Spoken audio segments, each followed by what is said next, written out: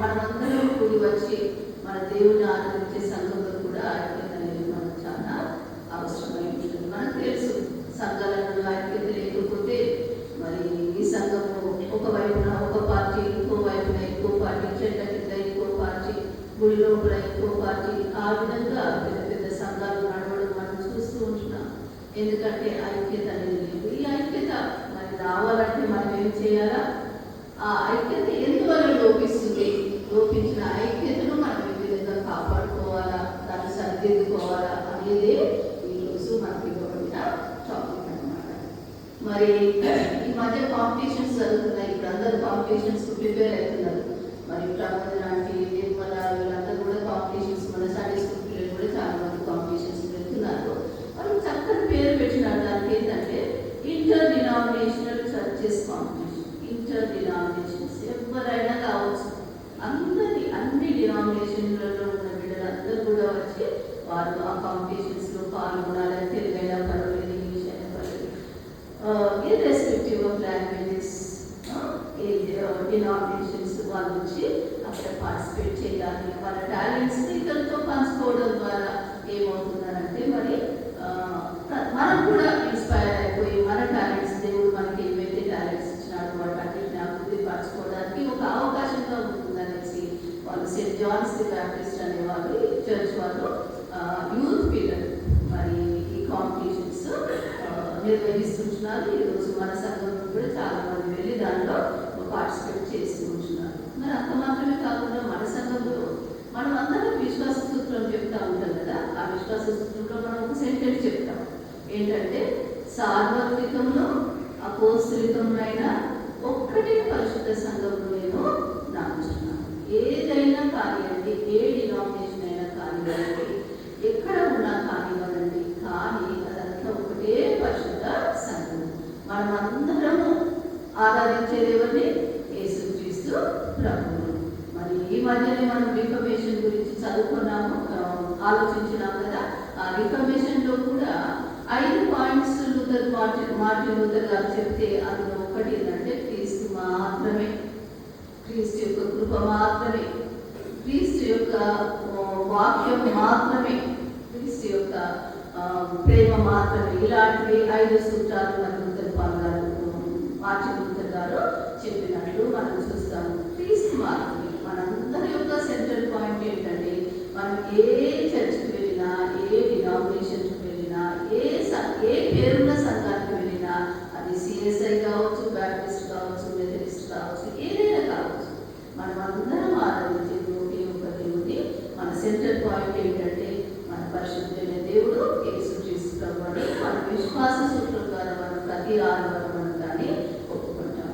మరి అంత మాత్రమే కాకుండా ఈ ఐక్యతను యేసుక్రీస్తు ప్రభువు కూడా ఎంత గట్టిగా చెప్పినాడంటే యోహాను సువార్త 17:21 ఏముంటుందంటే, నా యందు నీవును, నీ యందు నేను, అంటే తండ్రి యందు యేసుక్రీస్తు ప్రభు, యేసుక్రీస్తు ప్రభు తండ్రి ఉన్నలాగున వారు మన యందు ఏకమై ఉండవాలని వారి కొరకు ప్రార్థన చేయటం లేదు. కానీ అంటే వారు అంటే ఎవరు? మరి శిష్యుల కొరకు మాత్రమే నేను ప్రార్థన చేయటం లేదు. నేను నీ యందు ఎలాగున్నాను, నీవు నా యందు ఎలాగున్నావు, శిష్యులు మన యందు ఎలాగున్నారు. మరి కానీ వారి వాక్యమందు విశ్వసించి వారందరూ కొరకు నేను ప్రార్థన చేస్తున్నాను. ఆ శిష్యులు నేను అయిన తర్వాత నా వాక్యాన్ని ప్రకటించే దేవుడు నా శిష్యులు. మరి వారి వాక్యమును విని దాని యందు విశ్వసించే వారందరూ కూడా మరి ఎటు వారై ఉండాలంటే వారు కూడా మరి మన యందు ఏకమై ఉండాలి. తండ్రి, కుమారుడు, శిష్యులు, మరి శిష్యులు చెప్పే వాక్యాన్ని వినే వారందరూ కూడా మరి తండ్రి యందు ఏకమై ఉండాలనేది యేసుక్రీస్తు ప్రభు యొక్క బోధనై ఉంటున్నది. ప్రార్థన ఉంటుంది. 17వ అధ్యాయంలో యేసుక్రీస్తు ప్రభు మరి తండ్రి కార్యంలో ప్రార్థన చేసినట్టు మనం చూస్తాం. మరి ప్రపంచంలో చూస్తే మనం అన్నిటికంటే పెద్ద దేశం, దాన్ని ఏమంటారు? యునైటెడ్ స్టేట్స్ ఆఫ్ అమెరికా కదా. ఆ పేరు వినగానే మనకు అనిపిస్తుంది అది చాలా పెద్ద దేశం కావచ్చు, చాలా బలమైన దేశం కావచ్చు. దాని యాటిట్యూడ్ కూడా అట్లా ఉంటుంది కదా.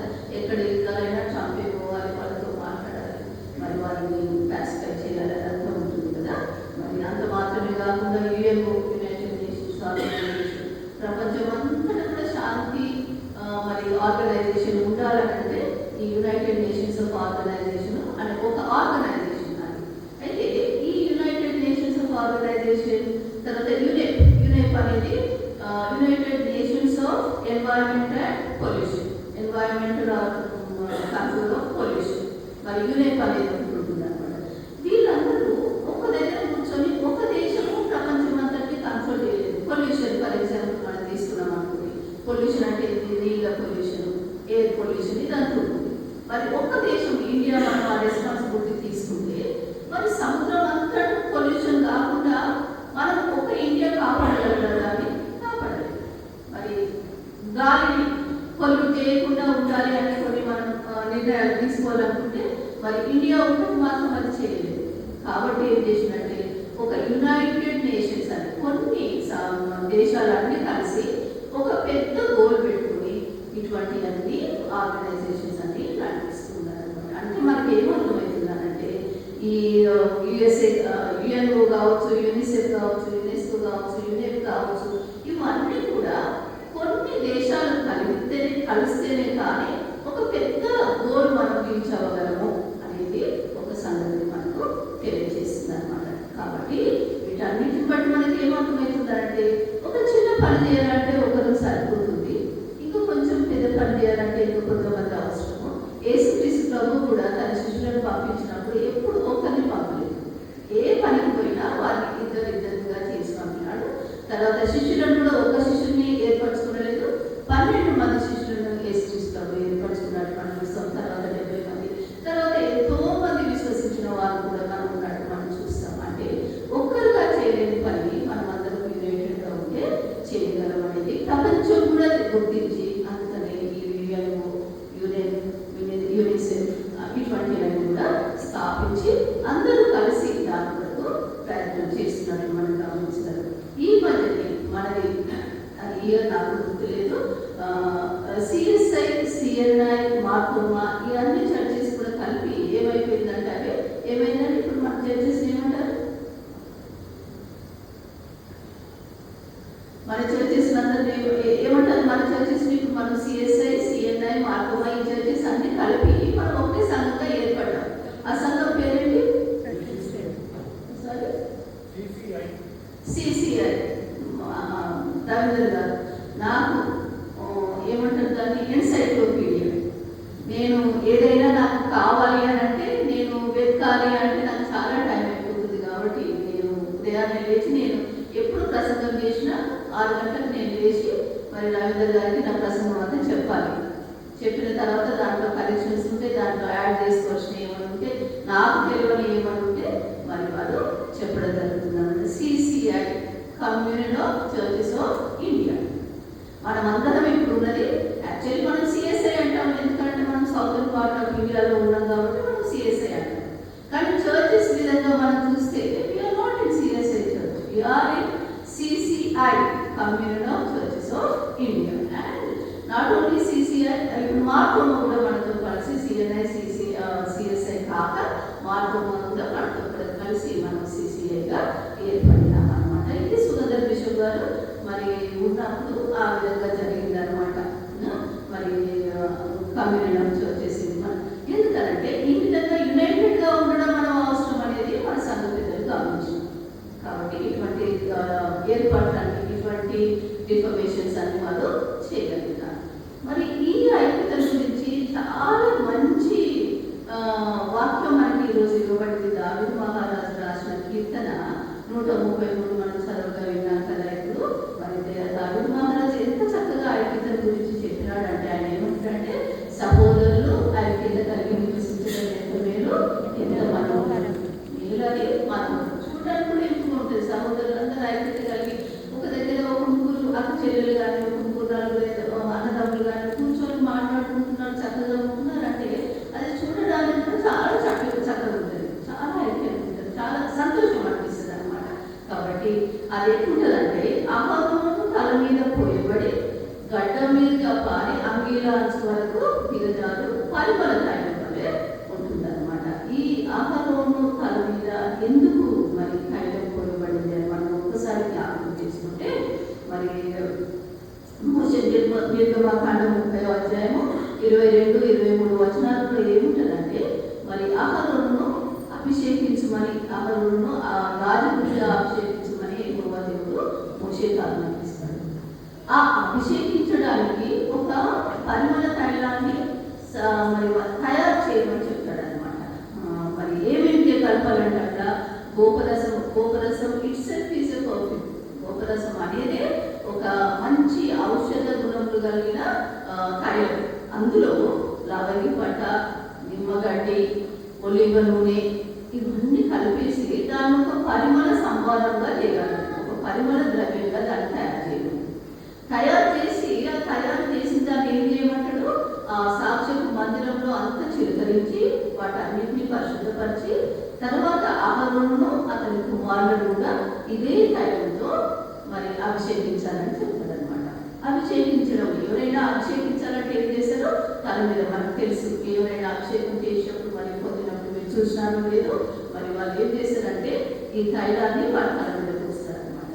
నీళ్ళు పోసినారు అనుకోండి, నాకు మా నాన్నగారు చెప్పిన మాట అనమాట. ఒకసారి ఉండి ఒకసారి అడిగినాడు, బిడ్డ తైలము ఎందుకు అహరోను తైలం ఐక్యత అనేది అహరోను తల మీద పోయబడిన తైలం అని ఎందుకు అన్నాడు, నీళ్ళని ఎందుకు అనలేదు అని అన్నాడు అనమాట. ఆ తైలం కూడా ప్రత్యేకత ఏంటి అని అడిగినాడు.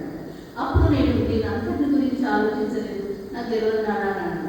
అప్పుడు చెప్పినాడు, నీరైతే ఏమవుతుందంటే డ్రాప్ అయిపోతుంది, తల మీద నీళ్ళు పోయగానే అదే నూనె పోస్తే అది ఏం చేస్తుందంటే కారి జారి కింద వరకు పడుతుంది. అంటే ప్రతి అవయవాన్ని, మనకున్న ప్రతి అవయవాన్ని కలుపుతూ ఆ తైలము జారుతూ ఉంటుంది అనమాట. ఆ విధంగానే ఐక్యత అనేది సంఘంలోని, కుటుంబంలోని, ప్రపంచంలోని ప్రతి బిడ్డలు కలుపుతూ ఉంటుంది అనేది అదొక సాదృశ్యంగా మరి దావీదు మహారాజు 133వ అధ్యాయంలో రాసినట్టు మనం చూస్తాం. అయితే అహరోను తల మీద పోయబడి గడ్డ మీదుగా కారి అతని అంగీలాంచి వరకు దిగజారిన పరిమళ తైలం వల్ల ఉంది. పరిమళ తైలం అంటే ఏంటంటే ఇది మామూలు తైలం కాదు, ఇది ప్రత్యేకంగా వారిని అభిషేకించడానికి సిద్ధపరచబడిన తైలం. అది ఎందుకంటే దాంట్లో ఎన్నో మరి కలిపి గోపరసము, లవంగి పట్ట, నిమ్మగడ్డ నూనె, మరి ఒలివ నూనె ఇవన్నీ కలిపి ఒక మంచి పరిమళ తైలాన్ని మరి సిద్ధపరచాలి. అదే పరిమళ తైలంతో అహరోనును మరి అభిషేకించాలని మోషేకు యెహోవా దేవుడు ఆజ్ఞాపించాలని మనం చూస్తాం. దానిని దావీదు మహారాజు 133వ అధ్యాయంలో మరి చెప్పినట్టు మనం చూస్తాం. అది సీయోను కొండల మీదకి దిగి వచ్చి హెర్మోను మనసు వరకు మనసు ఎండాకాలంలో మరి మా గొప్ప గొప్ప వాళ్ళందరూ ఎండాకాలంలో ఎక్కడికి పోతారు, నీలగిరి హిల్స్ అని, ఊటీ అని మరి ఆ ప్రదేశాలకు వెళ్తూ ఉంటారు. ఎందుకంటే మరి అక్కడ చల్లగా ఉంటుంది. ఆ చల్లదనం ఎక్కడి నుండి వస్తుందంటే వాటికి ఆ మంచు కురయడం వల్ల, దాని మీద ఆ మంచు పడడం వల్ల ఆ చల్లదనం అనేది అక్కడ ఊటీలో ఆ విధంగా సమ్మర్లో మనకి ఎంత వేడిగా ఉన్నాను, ఊటీలో వాళ్ళకి చల్లగా ఉంటుంది. ఎందుకంటే ఈ మంచు ప్రభావం ఎండకు మనం ఎండిపోయిన వేళ, అలసిపోయిన వేళ మరి ఈ చల్లని మనసు మన శరీరానికి ఎంతో హాయిని అనుగ్రహించేదిగా ఉంటుంది. అదేవిధంగా మరి ఐక్యత అనేది కూడా ఈ పరిమళ తైలం వలె మరి కొండ మీద కురిసిన మంచు వలె మరి ఆ విధంగా మనుషులకు నెమ్మదిని, తృప్తిని, సేద తీర్చేదిగా ఉంటుంది. ఏది అనంటే ఐక్యత. చక్కగా మంచిగా ఉన్న ఇంట్లోకి ఎవరు రావాలన్నా కూడా ఇష్టపడతారు. ఎందుకంటే దానికి వచ్చిన తర్వాత ఏం చికాకులు ఏమి ఉంటాయి అన్నమాట. కొట్లాడుకునే వారింటికి కొంచెం రావాలంటే మనం కూడా ఆలోచించాలి, అమ్మ పోతే ఏమవుతుందో, పోకపోతే ఏమవుతుందో, ఎందుకు వచ్చినప్పుడు ఆగిపోదాం అనే సంగతి అట్లా అనిపిస్తుంది అనమాట. కాబట్టి అది ఎట్లుంటుందంటే సీయోను కొండ మీదకి దిగవచ్చు హెర్మోను మనసు వల్ల ఉండదు. ఆ దినాలలో మరి ఇశ్రాయేలులకు అనుగ్రహించిన మన్నా కూడా ఏ విధంగా ఉంటే అది మంచు కనంలో వారికి కనబడేది అనమాట. అది ఉట్టి చల్లదనము మాత్రమే ఇవ్వకుండా ఆహారాన్ని కూడా అనుగ్రహించి, శక్తిని కూడా అనుగ్రహించి, తృప్తిని కూడా అనుగ్రహించేది ఈ మనసు. కాబట్టి మరి ఇటువంటి మనసు వల్లే ఏది ఉంటుందంట ఐక్యత.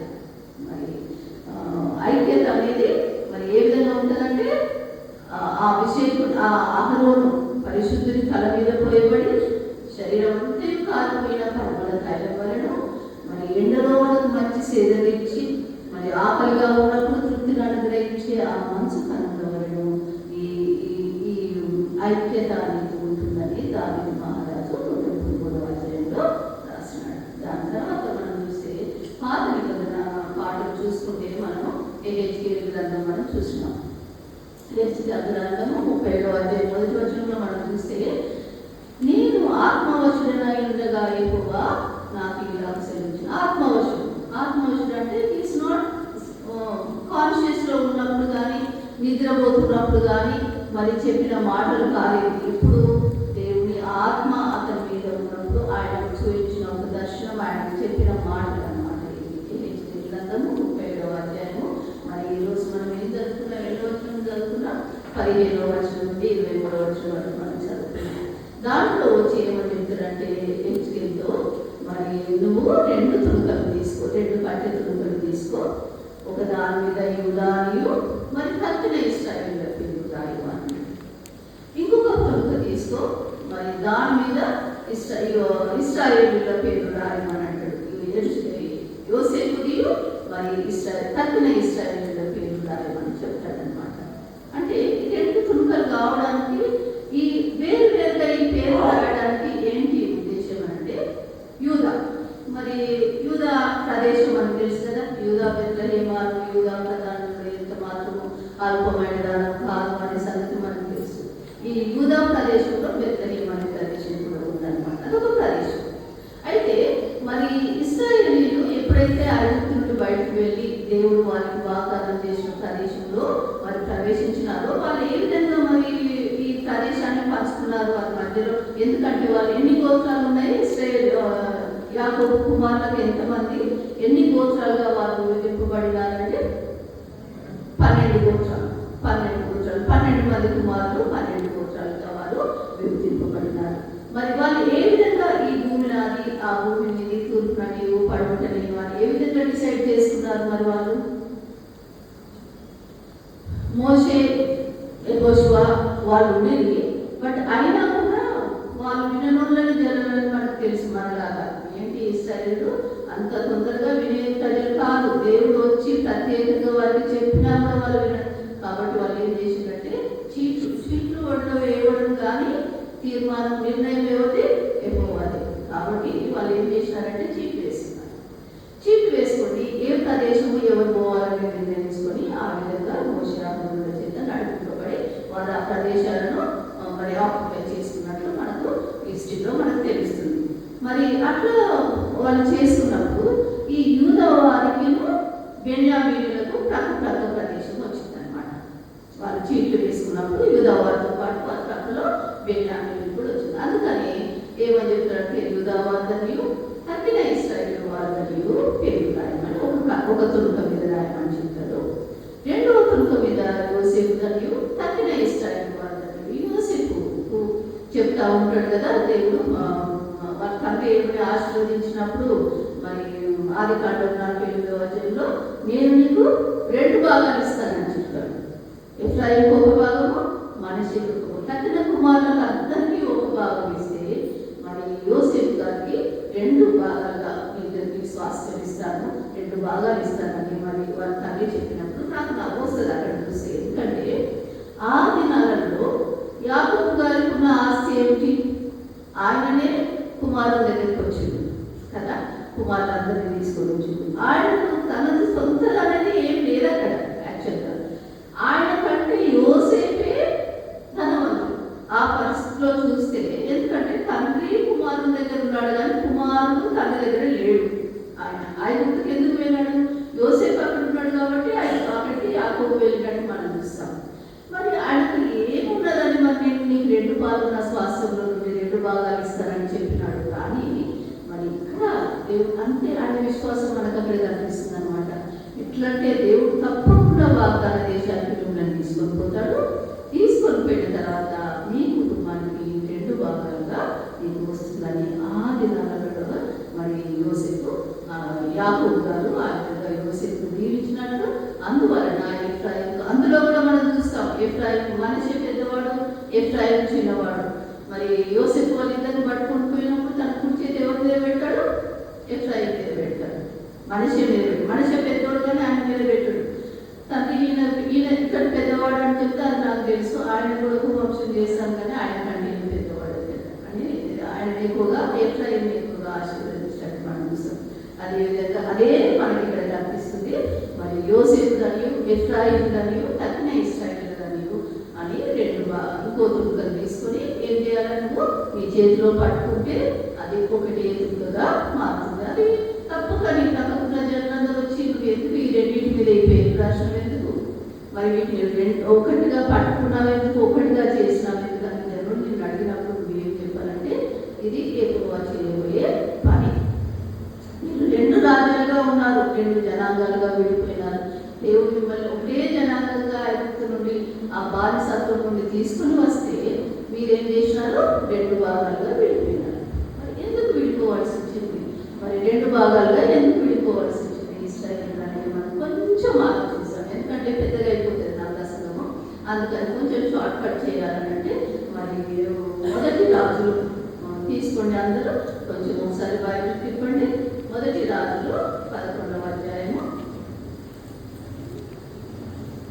రెండు భాగాలుగా ఎందుకు విభజింపబడింది అనేది మనకి ఇక్కడ తెలుస్తుంది అన్నమాట. మరి ఇక్కడ ఒక దైవజనుడిని పంపిస్తాడు, ఆయన పేరు ఏంటంటే ఆహియా యారోబాము ఉంటాడు ఇక్కడ. దాని తర్వాత యారోబాముతో ఆహియా మాట్లాడుతున్న మాటలు చూడండి ఇక్కడ 33వ వచనంలో. సొలొమోను తండ్రి దావీదు చేసినట్లు నా దృష్టికి యోగ్యమైన దాన్ని చేయకయు, నా కట్టడలను నా విధులను అనుసరింపకయు, నేను ఏర్పరిచిన మార్గంలో నడవకయు ఉన్నారు కనుక సొలొమోను చేతిలో నుండి రాజ్యం కొట్టివేసి 10 గోత్రములను నేను ఇచ్చేదను. అయితే నా సేవకుడైన దావీదు నిమిత్తము నేను యెరూషలేము పట్టణంలో కోరుకున్నందున ఇశ్రాయేలు గోత్రంలో నుండి వారికి ఒక గోత్రంలో ఉండనిచ్చును. అయితే ఈ యూదా వారికి ఒక గోత్రంలో నడిస్తాను, తర్వాత తక్కిన వాళ్ళకి యారోబాము ఎవరు, అతని సేవకుడు. రేహబాము యొక్క సేవకుడు. రేహబాము ఎవరు అంటే మరి సొలొమోను యొక్క కుమారుడు. సొలొమోను యొక్క కుమారుడికి రేహబాముకి ఒకే గోత్రం ఇస్తానని చెప్తున్నాడు. తర్వాత యారోబాముకి 10 గోత్రాలు ఇస్తున్నాడు. ఆ విధంగా ఆ దేశం ఏమైపోయిందంటే ఆ జనాంగము రెండు భాగాలుగా విడిపోయింది. రేహబాము యూదా రాజులు 20 మంది వచ్చిండ్రు, ఇశ్రాయేలు రాజులు కూడా 20 మంది వచ్చిండ్రు. ఈ రేహబాము ఇశ్రాయేలు రాజులకు పుత్రుడు, మరి యరొబాము యూదా రాజులకు పుత్రుడు. ఇది యరొబాము చేసిన పాపం మనకు ఆదాము పాపం చేసినాడు, అవ్వ పాపం చేసిందని ఏ విధంగా చెప్తారో ఈ రాజుల గ్రంథం అంతట్లో ఎవరి పేరు చెప్తారంటే యరొబాము పాపమును బట్టి ఆ రాజులు కూడా దేవుని దృష్టికి అంగీకారంగా నడవలేదు, దేవుని దృష్టికి మంచిగా నడవలేదు, దేవుని దృష్టిలో చెడుతనం నడిచినాడు అనేది యరొబాము ఒక పాపానికి గుర్తయిపోయినాడు అనమాట. ఎందుకు పాపానికి గుర్తయిపోయినాడు అంటే ఈయన రాజ్యం ఏర్పడిన తర్వాత వాళ్ళ పరిశుద్ధ హోలీ ప్లేస్ ఎక్కడంటే యెరూషలేము. ఈ యెరూషలేము యూదా ప్రదేశంలో ఉంది. అక్కడ రాజు ఎవరు, రేహబాము రాజుగా ఉన్నాడు. అయితే ఈ ప్రజలు తప్పకుండా ప్రతి సంవత్సరం 3 సార్లు దేవుని యెరూషలేము మందిరానికి వెళ్ళాలి.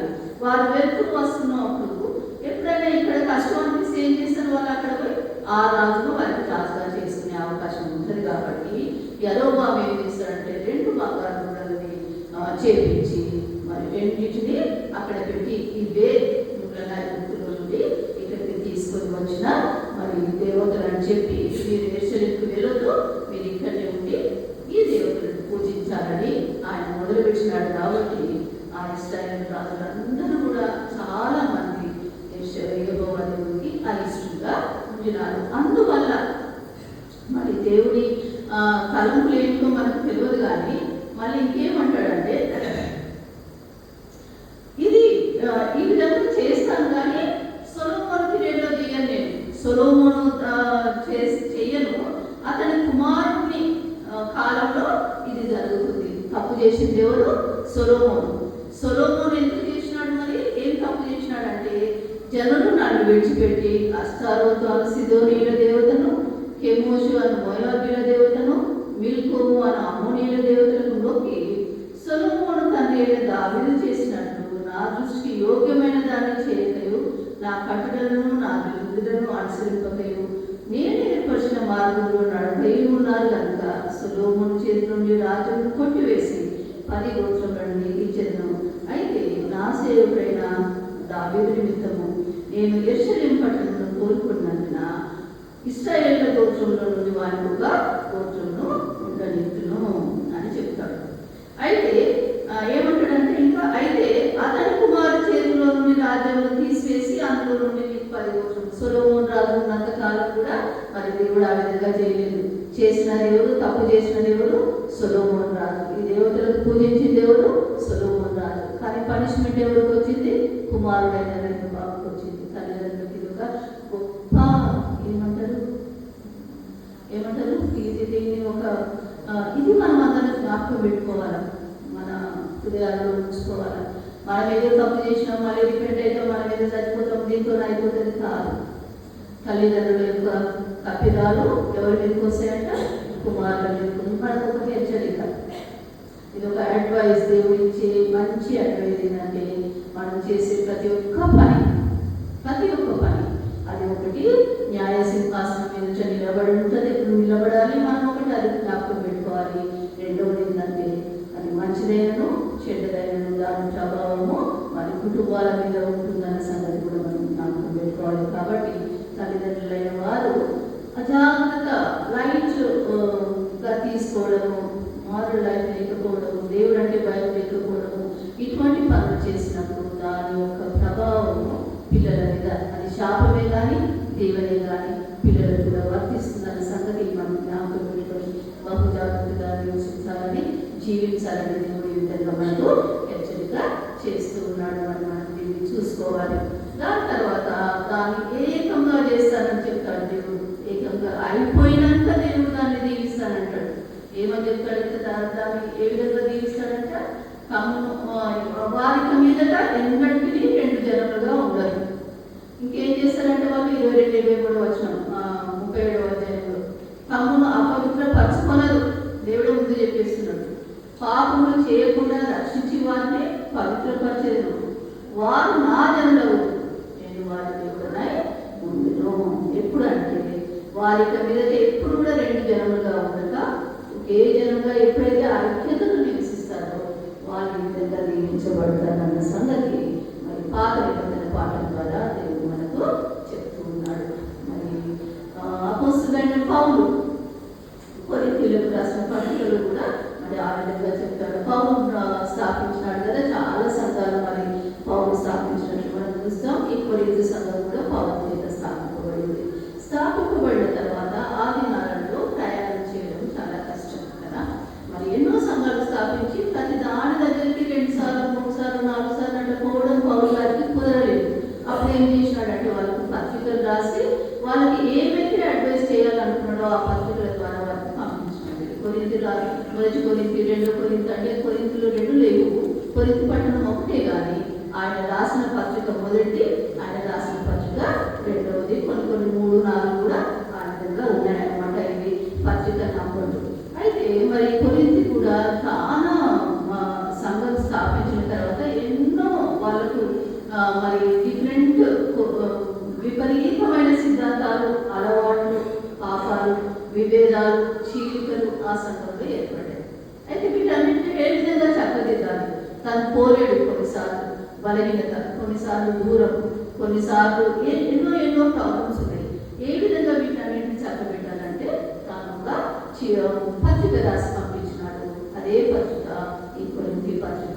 అయితే ఏమని రాశారు? అది ఎంత మంచి ఉపమానం కదా. మనమందరము ఒకే శరీరం కదా. మరి సంఘమైన మనము, సంఘము దేవుని యొక్క శరీరం, మనమందరం సంఘంలోని అవయవము. ఈ సంఘం అంతా ఏంటి? దేవుని యొక్క శరీరం. ఎంత మంచి ఉపమానం అంటే ఎవరైనా అర్థం చేసుకోవాలన్నమాట.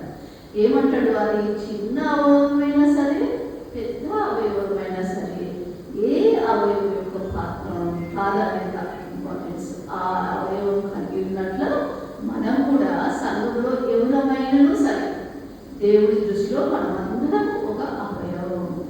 మనం వేరుగా ఉండి మనం ఏమీ చేయలేము. ఏసుక్రీస్తులో ఇప్పుడు స్వార్థ పాఠం మనం పోయినప్పుడు ఆలోచిస్తాం. మీరు నాకు వేరుగా ఉండి ఏమీ చేయలేరు. తప్పకుండా ఏదో ఒక దిన మళ్ళీ ఆ ద్రాక్షావళిలో, ఆ వాయుల్లో, ఆ మొదల్లో మనం తప్పకుండా కలవాలి. అప్పుడే ఫలించడానికి వీలవుతుంది.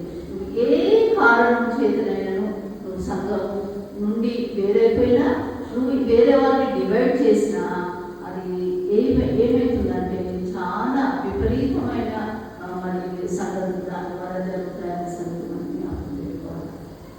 మరి ఈ రెహబాము నువ్వు చక్కపరచడానికి ఆయన మంచిగా చేయడానికి కొంతమంది పెద్దలు ప్రయత్నం చేసినారు. రెహబాము ఎప్పుడైతే రాజుగా అవుతాడో వాళ్ళందరూ వచ్చి ఇశ్రాయేలును చాలా కఠినంగా చూసినాడు. సొలొమోను రాజు చాలా జ్ఞానవంతుడే, కానీ మిల్లో కట్టించేటప్పుడు చాలా హెవీ ట్యాక్సెస్ వాళ్ళ మీద వేసి వాళ్ళు చాలా కష్టపెట్టినాడు. చాలా పనులు కూడా వాళ్ళతో చేయించినాడు. అయితే వాళ్ళు వచ్చి రెహబాము రాజు అయిన తర్వాత వచ్చి ఏమని అడుగుతారంటే, మీ తండ్రి మా మీద చాలా బరువు మోపిస్తున్నాడు, నువ్వు వాటిని కొంచెం తక్కువగా చేస్తే మేము వచ్చి నీకు దాసరం అవుతామని చెప్తాడు. 3 రోజులు అయిన తర్వాత రండి అంటే పెద్దలను పిలిపిస్తాడు. మరి ప్రజలందరూ వచ్చి ఈ విధంగా చెప్తున్నారు, ఏం చేస్తామంటే నువ్వు వాళ్ళ బరువు కొంచెం తక్కువ చేస్తే వాళ్ళందరూ నీకు దాసులు అవుతారు, నువ్వు అంత రాజ్యాన్ని క్షేమంగా పెట్టుకోవచ్చు అని చెప్తాడు అనమాట. మళ్ళీ తర్వాత ఆయన ఏం చేశాడు, అందరితో ఊరుకోకుండా తన స్నేహితులైన యవనస్తులను కొద్దిమందిని పిలిచి, మరి ప్రజలందరూ ఈ విధంగా చెప్తున్నారు, మరి ఏం చేశామని అంటే, మీ తండ్రి మిమ్మల్ని చురుకులతో శిక్షించను కానీ నేను కొరడాలతో మిమ్మల్ని శిక్షిస్తున్నా. మా తండ్రి ఒక చిటికెన వేలు ఏమంటాడు, మా తండ్రి నా వేలు మా తండ్రి చిటికెన వేలు కంటే బరువైనది, అంటే నేను ఇంకా మా తండ్రి పెట్టిన దానికంటే నేను ఎక్కువగా మిమ్మల్ని బరువు మీ మీద వేస్తాను, భారం మీ మీద వేస్తాను అని చెప్పినప్పుడు అప్పుడు వీళ్ళు ఏం చేస్తారంటే మరి విరోధమైపోయి యరొబామును రాజుగా ఎన్నుకుంటారనమాట. ఆ విధంగా దేవుడు కూడా మనకు ఒక ఆలోచన పుట్టిస్తాడు. ఎప్పుడైతే మనకు కంపల్సరీ ఇంట్లోనే హస్బెండ్ అండ్ వైఫ్కి కరెక్ట్ అండర్స్టాండింగ్ ఉండదు, పిల్లలకు తల్లిదండ్రులకు కరెక్ట్ అండర్స్టాండింగ్ ఉండదు. అటువంటిది ఇంత పెద్ద సంఘంలో అండర్స్టాండింగ్స్ మిస్అండర్స్టాండింగ్స్ క్వైట్ న్యాచురల్ కదా. మనమందరము దేవుని యొక్క సంఘమై ఉంటున్నాము, మనమందరం ఆయన బిడ్డలుగా మనకు ఆధిక్యత ఉంది, అధికారం ఉన్నది. మరి అటువంటి అధికారం పొందిన మనం అందరం కూడా అధికారం కొరకు హక్కు కొరకు అడగాల్సిన అధికారం ఉంది, మనకు హక్కు ఉంది. కానీ ఆ హక్కును ఏ విధంగా సంపాదించుకోవాలి అనేది ఒక మంచి ఆలోచన రావాలి. దేవుని నిర్ణయం చొప్పున అది జరగాలి. ఎప్పుడైతే సంఘాన్ని విభజించుతామో దాని తర్వాత మనము విభజింపబడే పరిస్థితికి కూడా మనము వస్తామన్నమాట. మన సంఘాలలో ఆ విధమైన విభజన జరుగుతాయి, మన ఇంట్లో ఆ విధమైన విభజన జరుగుతాయి.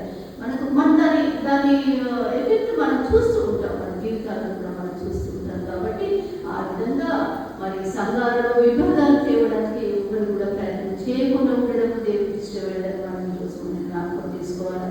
డిఫరెన్సెస్ వస్తాయి, చక్కగా మాట్లాడుకోవాలి. కన్విన్సింగ్ వేలో మాట్లాడే కమ్యూనికేషన్ స్కిల్స్ అందరూ డెవలప్ చేసుకోవాలి. అందరూ ఏ విధంగా చెప్తే ఎవరు కన్విన్స్ అవుతారు, ఏ విధంగా చెప్తే వారు తప్పును వాళ్ళు గమనించుకుంటారు, ఏ విధంగా చెప్తే వాళ్ళు ఇది నా ఎడల మరి ఏమంటారు అన్యాయం జరుగుతుందని వాళ్ళు గ్రహిస్తారు.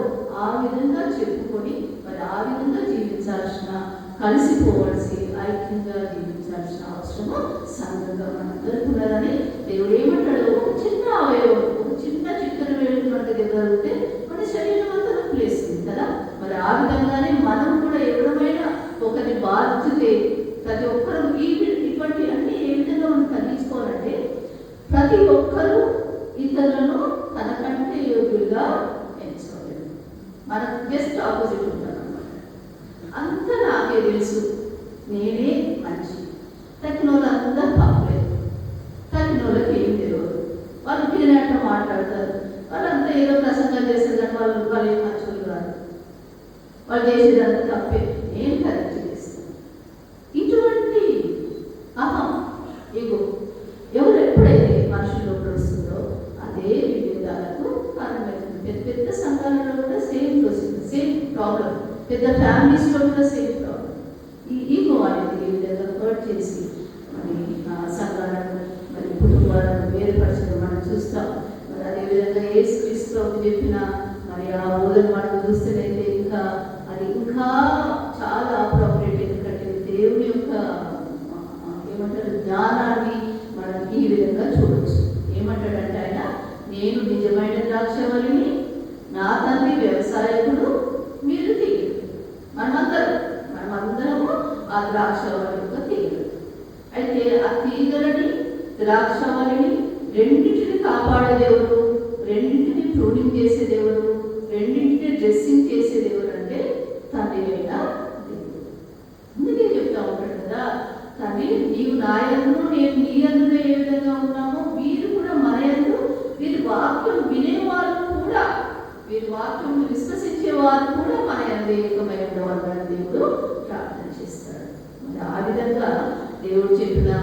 సినిమాలో అయితే ఇంకా చాలా గొప్పగా అనిపిస్తుంది. ఒక చెట్టు మనం అందరం క్రీపర్స్ పెట్టుకుంటాం, ఆ కొమ్మలు ఎక్కడెక్కడో పోతాయి. పోయిన తర్వాత కొన్ని కొమ్మలు ఎండిపోతాయి. ఎందుకు ఎండిపోయిన వాళ్ళు ఒక దగ్గర వెళ్ళిపోయి చూసినారు అనుకోండి, ఏముంటుంది అది కాండం నుండి, ఆ స్టెమ్ నుండి అది సెపరేట్ అయిపోతుంది. అది ఎప్పుడైతే సెపరేట్ అయిపోతుందో అది ఎండిపోతుంది. దానితో కలిసి ఉన్నంత కాలం అది ఎంత దూరమైనా పోయి అది పచ్చగానే ఉంటుంది. పచ్చగా ఉండడం మాత్రమే కాకుండా అది ఫలిస్తూ ఉంటుంది. మరి ఆ విధంగా మనము ఒక సంఘంగా దేవునికి దగ్గరగా ఉండి దేవునిలో కట్టుబడినట్లయితే మనం ఎక్కడ ఉన్ననో మరి ఎంత దూరం పోయినను మనం పచ్చగా నీటి కాలువలో నాటుబడినదై ఆకు వాడక తన కాలమందు ఫలమిచ్చే చెట్టు వల్ల మనం అందరం ఆ విధంగా జీవించినారు. మరి ఆ ఫలాలను ఏ విధంగా ఫలాలు ప్రేమ, సంతోషం, ఆత్మ ఫలాలు మనకు తెలుసు కదా. అటువంటి ఫలాలను మనం ఫలించడానికి దేవుడు మనకు సహాయం చేస్తాడు. మరి ఈరోజు ఈ పాఠాల ద్వారా మనం నేర్చుకోగలిగినది ఏంటంటే, నేర్చుకోవాల్సినది ఏంటంటే, మరి ఒక ఐక్యత అనేది పరిమళ తైలం వల్ల అది వ్యాపిస్తుంది. మంచి వాసన ఏ విధంగా ఒక దగ్గర ఉండదు. ఏ మూలలో కొట్టినా ఏమైపోతుంది, అది డిఫ్యూజ్ అయిపోయి మొత్తం స్ప్రెడ్ అయిపోతుంది. కాబట్టి పరిమళ తైలం వల్ల ఉంటుంది. ఈ ఐక్యత అనేది దీవెనలకు, ఆశీర్వాదాలకు హెచ్కేల్ గ్రంథంలో చెప్తారు. వారు ఎప్పుడైతే ఏకమై ఉంటారో వాళ్ళందరినీ ఆశీర్వదిస్తారని చెప్తారు. అది దీవెనలకు, ఆశీర్వాదాలకు నిలయమై ఉంటుంది. అది ఒకే శరీరంగా దేవుని మహిమపరుస్తుంది. మరి మన శరీరాలను, మన విశ్వాసాన్ని బట్టి ఎంతో మంది దేవుడిలోకి రావడానికి మనకి సహాయం చేస్తుంది. కాబట్టి సంఘంలో ఐక్యత, కుటుంబంలో ఐక్యత, దేశంలో ఐక్యత, ప్రపంచంలో ఐక్యంగా ఉండడానికి క్రైస్తవమైన మనమే సాధనాలుగా ఉండాలనేది దేవుని యొక్క ఉద్దేశము. ఆ విధంగా ఉండడానికి దేవుడు మనకందరినీ సహాయం చేయగాక.